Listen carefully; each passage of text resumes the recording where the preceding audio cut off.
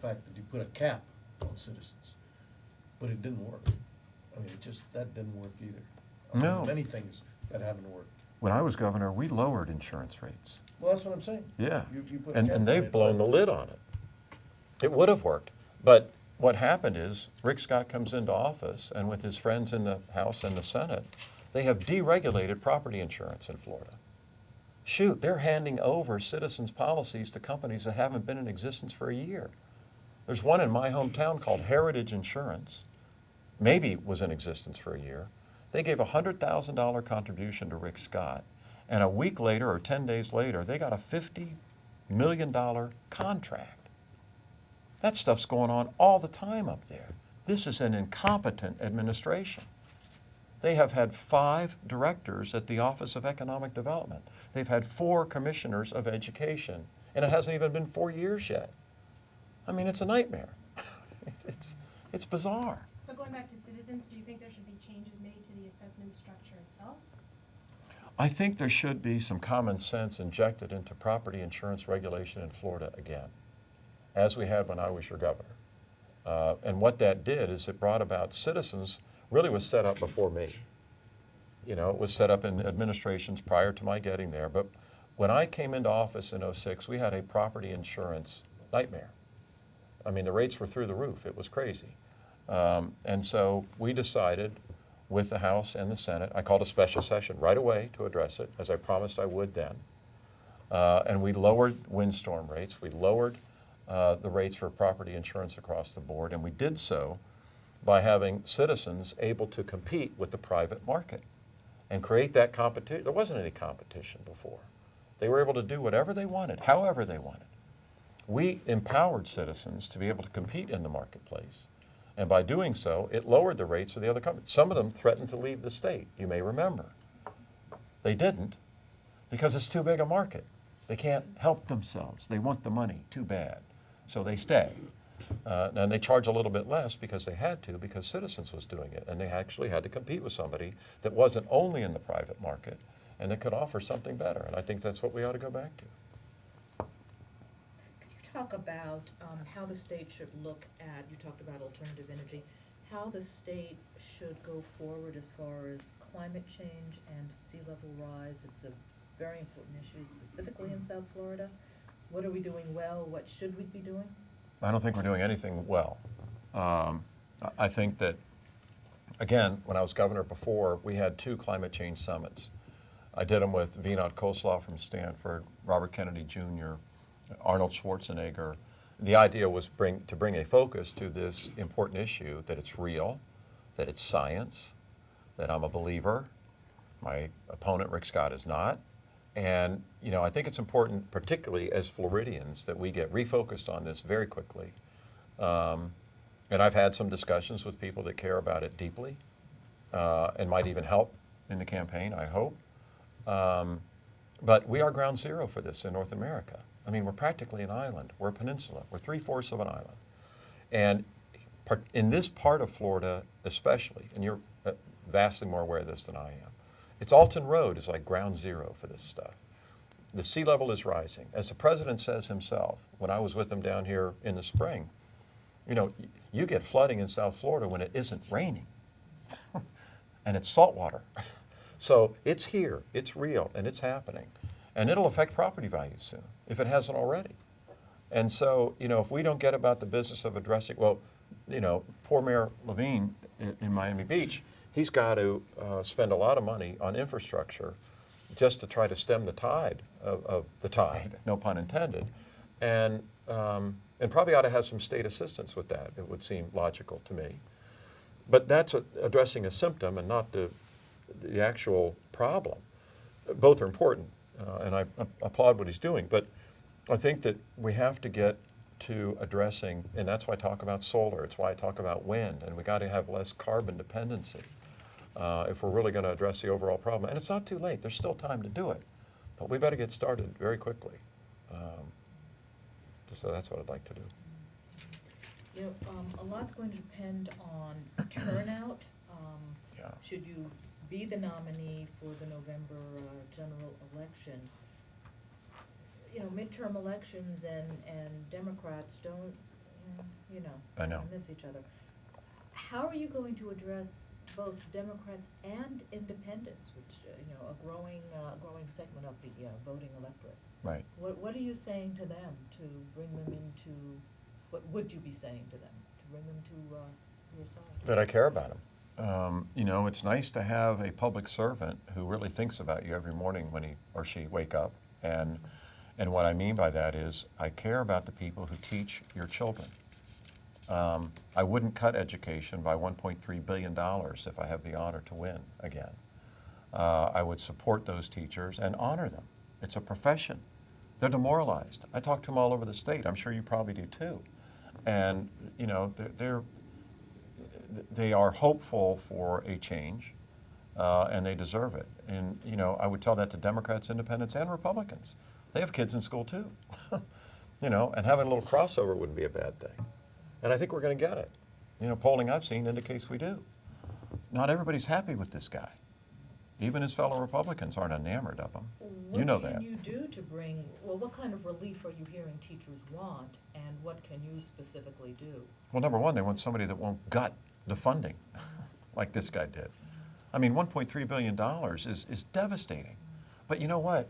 It's even worse than that, Nancy, because his recommendation to the legislature year one wasn't to cut it 1.3, it was to cut it 3.3. I mean, imagine if he has got his wish. Worse, imagine he gets reelected and he's unchained. He doesn't have to worry about facing you. Well, I guess he's probably not going to face you, but about facing the people of Florida. I mean, and just he's able to just do whatever he wanted to do, just like he did in the first year, and resurrect the whole Tea Party scenario, go to the villages and hang out there all day long. And, you know, I mean, it's awful. Appoint 4 judges to the Florida Supreme Court. You know what he's putting on the bench? I'm sure you followed it. They're ideologues.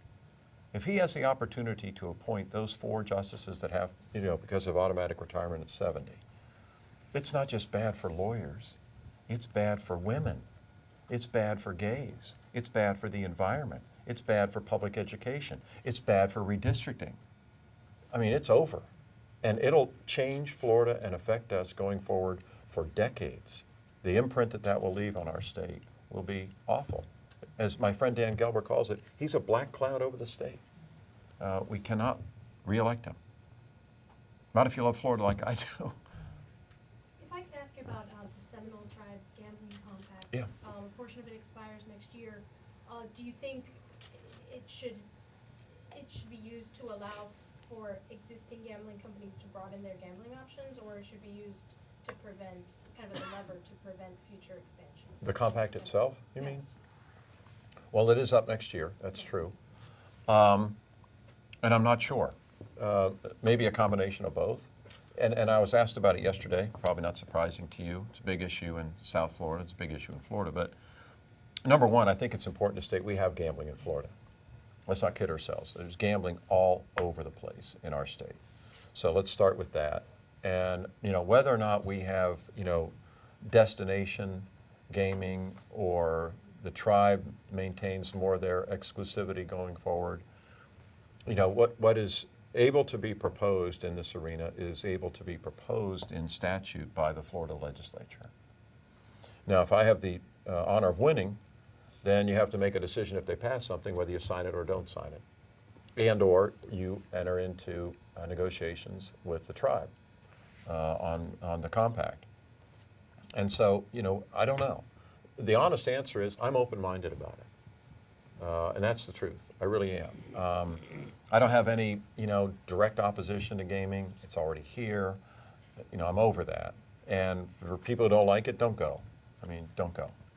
And, you know, could it help our economy potentially? Yeah. Now, I know there's a lot of people who make strong arguments, and they're significant, that, you know, maybe it's not good for the Florida lifestyle. I don't know the answer to that. You know, I don't profess to, you know, have that kind of wisdom. But I see an awful lot of people going and spending an awful lot of money and an awful lot of jobs created in the middle of a desert. And if I were a gambler, which I'm not, I would probably rather look at nice water instead of hanging out in the desert. So I'm open-minded to it. I haven't, you know, reached a conclusion on it yet. I'm focused on trying to win first, but I've just shared with you my true thoughts. People are going to be voting for someone who they think has their best interests at heart and focusing pretty much like a laser on Florida. What was behind your thinking as you, when you said you were considering going to Cuba? What were you seeking there, and you ultimately decided not to go, and why? Not yet. Mm-hmm. Not yet. Mm-hmm. I got an election coming, so my time resources are limited. It's a short trip. Pardon? I said it's a short trip. It's a short race, too. I got about 88 days to go, or whatever it is. Have you been? No. No. I would like to go. My thinking about it is that I believe that the embargo has not worked. I think that's fairly obvious to any thinking person. And I believe from what I read and what I hear that the people on the island are suffering still. You know, I'm sure you've seen the same news accounts I have, that Cuba seems to be in a time warp where people are driving around in 1950 Studebakers, and the economy is not doing great. Other countries are coming in, like China and Russia. They're talking about doing things in their water that aren't attractive. I know Governor Graham went on a visit recently, and I commend him for that. But the main reason is because people are suffering there, and they're our neighbor. We're their closest neighbor, I guess, in this hemisphere. And we're free, and they're not. And that strikes me as wrong. And I think by establishing relationships with the people of Cuba, we might be able to have some kind of breakthroughs that we've had with other countries around the globe, as the United States. Russia is probably the best example. And, you know, it breaks my heart that they suffer. It also strikes me as a potential future governor of this state who wants to have bold ideas about helping Florida go forward and expand our economy beyond the traditional housing and agriculture and tourism, that if there's going to be a business relationship established between the United States and Cuba and the embargo eventually is lifted, then probably redevelopment of the island will be a focus. Roads, other infrastructure, housing, you name it. The natural launching pad for all of that, strikes me, as South Florida. We have the companies that can do it. You know, we have business people who are smart enough to get it done. And it could be an explosion of economic opportunity for Florida that benefits people who need some help very badly. Those are my thoughts on it. And what informed your decision not to go? Why did you decide not to? Two reasons. I mentioned one of them. I got a campaign coming, and it's coming fast, and so I'm focused on it, as I shared with you. Number two, we were unable to get the license to go independently from the Department of State. And it was taking longer and longer and longer, and sooner or later I had to make a decision. We're going to pursue this, or am I going to get focused on what I'm focused on? As governor, would you revisit the automatic restoration of felons' rights? Absolutely. And again, I mean, you know, it's just, there seems to be a cruelness to this administration, whether it's Medicaid expansion, environmental disasters with Lake Okeechobee, Indian River Lagoon, our springs, and now this facade, you know, this charade of pretending that he cares about the environment for the last 3 days. When have you been for the last 3 years? You know, I mean, I don't think it's fooling anybody, but you know, I think that restoration of rights is a important issue to me. It was important enough to me that I brought it about when I was governor. And what happened, what transpired there, about 3 weeks before the election in '06, a reporter asked me what you just did. If you win in 3 weeks, will you fight for automatic restoration of rights for former nonviolent felons? And I said that I would, as a Republican. And I get calls the next day after his story runs. You know, what are you doing? You know, you're Chain Gang Charlie, you're supposed to be tough on crime. I said, I am tough on crime. I want our communities to be safe. I want our children to be safe in our schools. I don't want there to be drive-bys. I'm still that same person, but I was also raised to believe in forgiveness and that people deserve a second chance. And that's why I support this. And so then when I did win 3 weeks later, that next spring, we got it done. But as almost everything else we did, when Rick Scott got elected, he took it away with the Attorney General. And they've been a dynamic duo. And I hope we get a new Attorney General, too. because we deserve it. And, you know, it just strikes me that bringing back the opportunity for people who've made a mistake in their life before to have a second chance and to be forgiven and to be restored and to be able to get a license so they can be gainfully employed and instead of more likely going back and reincarcerated is simply the right thing to do. So I feel passionately about it. I'll share a story with you related to that issue. I wrote a book. I wrote it last August called The Party's Over. And I co-wrote it with a guy named Ellis Hennigan in my hometown of St. Pete. And it was in August, so it was hot like it is now. And we took a break for lunch. And on my way back, I stopped at a Shell station that had a food mart in it, like a 7-Eleven type setup, right? And when you go into a 7-Eleven or one of these food marts, you know, the outside wall is all glass. And so I went and I got an icy because it was hot and I like them. Now I went up to the cash register. There were 2 registers. And I'm standing at the register on the right, ready to pay for my icy, and it's all the glass windows to my left. And all of a sudden it gets dark. And I look up and there's this like 6'4" African-American man, weighed about 250 pounds, 0 fat. And I just kind of looked at him and he looks down at me. He goes, "I've been looking for you." And I'm like, oh, this may not be a great day. And I said, really, why? He said, to thank you. And I said, for what? His words. He said, you pardoned me. And I said, oh, you mean you had your rights restored? He said, yeah. I said, what's your name? He said, I'm David. And I said, well, I'm glad for you, you know, and he had a job and all that. And he said, as a matter of fact, I have the certificate with your name on it in my truck. And I said, well, David, if you don't mind, could I see it? And he said, sure you can.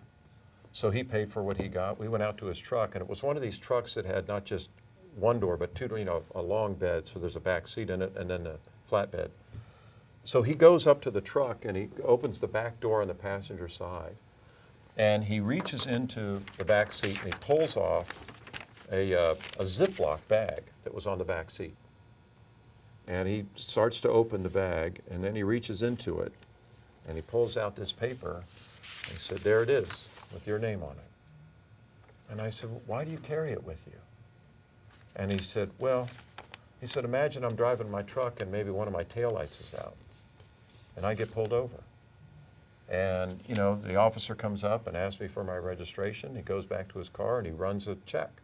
And he sees that I'm a former felon. How am I going to prove to him that I've been pardoned? He goes, I'll show him that. It's important. Stuff's real. And he took it away from them. Now they can't vote, and maybe that was part of the reason. One of the things that's come up lightly so far, but will come again probably a lot more if you are the nominee, is the name Jim Greer and his association with you.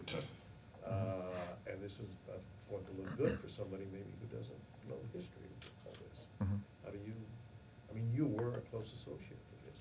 A lot of people said Jim Greer, he's the governor's guy. Mhm. Well, he's had an interesting last few years. Sometimes you select people that you think you can trust, that you think will help, and would be a benefit.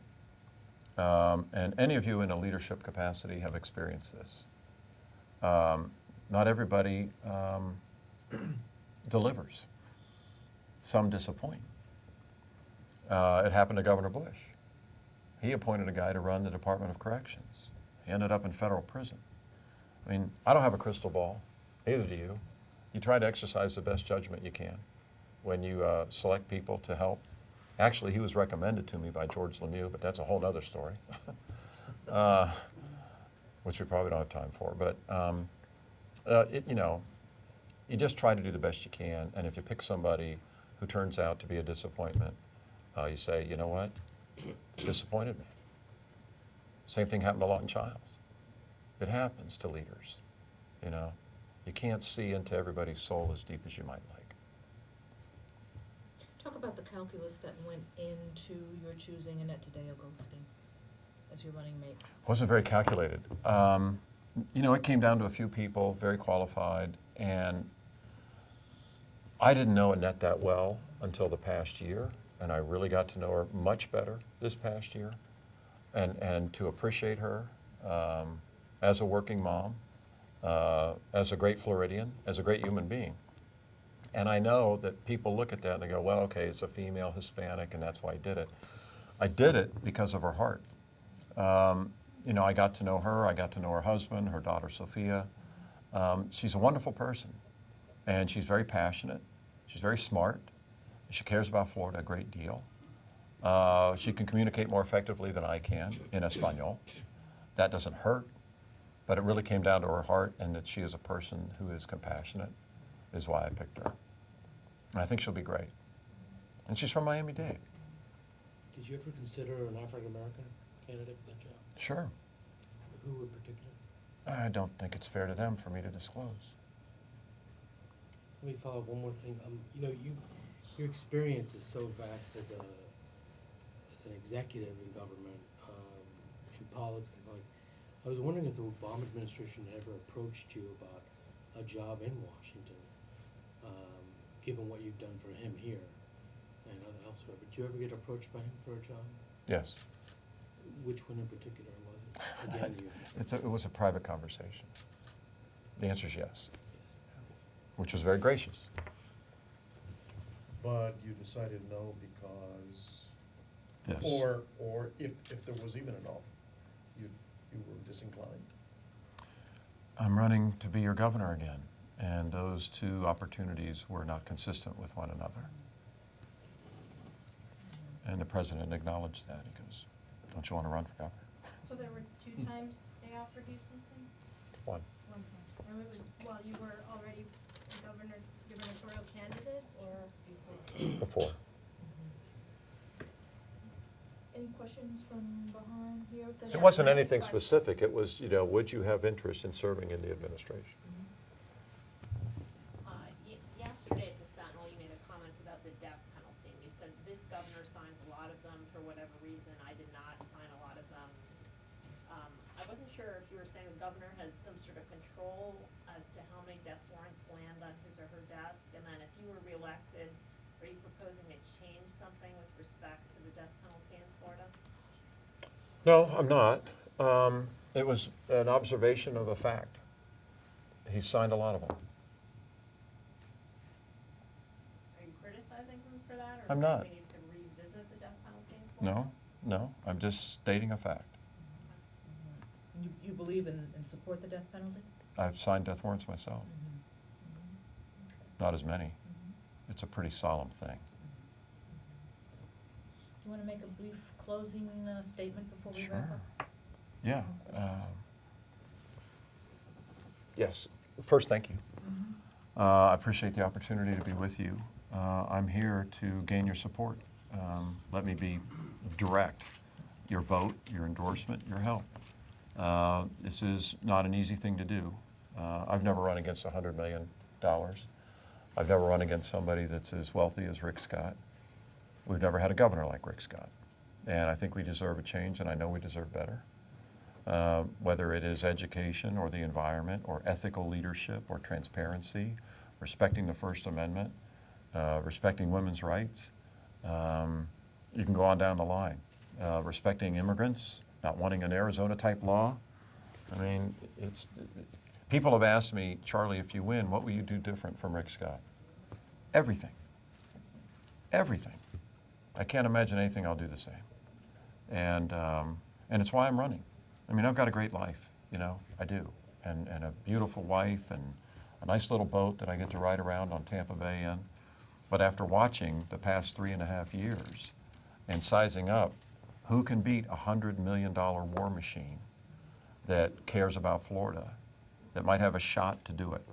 And he's already spent $30 million against me. $30 million. We spent less than $1 million on TV. And we're right there with him. I don't know who else could do this. And so in talking about it with Carol, I said, you know, I feel a duty to do this. And Dan Gelber called me and goes, you have a duty to do this. He goes, there are other people who would be good governors, but I don't know if any of us could do it. But since you have been education commissioner, attorney general, governor before, you might be able to fight through all that money and get there. So he encouraged me to run, and so I'm here. And I hope we win for you. You had a considerable lead in a lot of polls that seems to have eroded. Why did that happen? $30 million. If I were Coca-Cola, it would affect the brand. You know, it has an impact. The only reason I think that we're not down, frankly, is because Floridians are not dumb. You know, I think they figured this guy out, and I don't think they believe everything he puts on the air. I think they did before. What's the old expression? Fool me once, shame on you. Fool me twice, shame on me. Well, some of us may have gotten fooled. I didn't. I voted for Alex, for the record, last time. But, you know, I think he fooled some people. He barely won. And he spent $75 million against her maybe 40 or so. We've raised almost 20 in this race so far. Very proud of what we've been able to do. Very grateful to my fellow Democrats for being so supportive, frankly. I mean, it's been an outpouring of support, which had to happen, or this wasn't going to be even possible. But thank God it's happened. And I meant to ask you about the medicinal marijuana, and I forgot, but just Yeah. how you think that might play into your elections. You know, some people think it's really gonna bring out the youth vote, but then you wonder if they really will vote for anything other than medicinal marijuana in the hopes that something else happens later, but forget the rest of the ballot. Your thoughts, or? I don't know. And also your position on the next step, because, you know, once medicinal comes, it's gonna be, the push is gonna be for recreational use. Well, let's go one step at a time. One is before us on a ballot in about 80-some days, and I do support it. I think that medical marijuana is the right thing to do. My law partner, John Morgan, has been very active, as you know, in trying to get it on the ballot, and I think we'll be very active in trying to get it passed, although the numbers I've seen are like through the roof on it. So I think it's going to pass. I plan to vote for it.